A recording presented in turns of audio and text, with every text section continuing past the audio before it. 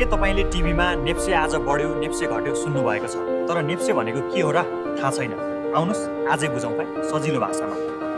नेप्सेको पुरा नाम हो नेपाल स्टक एक्सचेन्ज।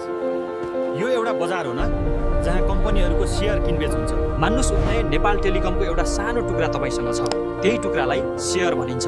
कम्पनी फाइदामा गयो भने तपाईँलाई पनि पैसा आछ। जब धेरै मान्छेले सेयर किन्छन् भने नेप्से बढ्छ, जब धेरैले बेच्छन् नेप्से घट्छ। बजारमा गोलभेडाको माग बढ्यो भने दाम बढ्छ। ठ्याक्कै त्यस्तै जो कोहीले पनि नेप्सेमा लगानी गर्न सक्छन्। डेमार्ट अकाउन्ट खोल्नुहोस्, जुनसुकै ब्याङ्कमा पनि हुन्छ। 100 रुपियाँबाट पनि सुरु गर्न सकिन्छ। तर सेयर बजारले पनि जोखिम हुन्छ। तपाईँले सधैँ नाफा कमाउनु हुने छैन, तपाईँले घाटा पनि सामना गर्न सक्नुहुन्छ।